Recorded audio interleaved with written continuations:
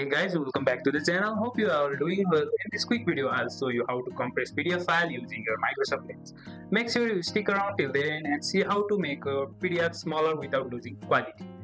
First of all, open your Microsoft Lens. If you have not downloaded it, please make sure to download it from the Google Play Store or App Store. I have already downloaded it, as you can see. I'll simply open now.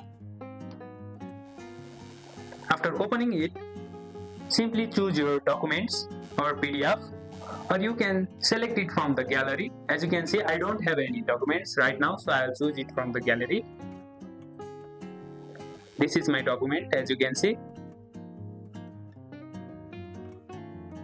As you can see, I have already selected the document. To increase its resolution, as you can see at the top right corner, 3 dots. Simply click on it and simply click on resolution, and make sure your resolution is at the better quality. After doing this step, simply review and edit. After reviewing and editing, simply finish it.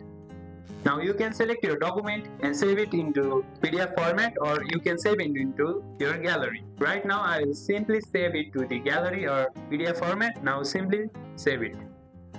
It will take some time. And that's how you compress a PDF in the Microsoft Lens in just a few steps.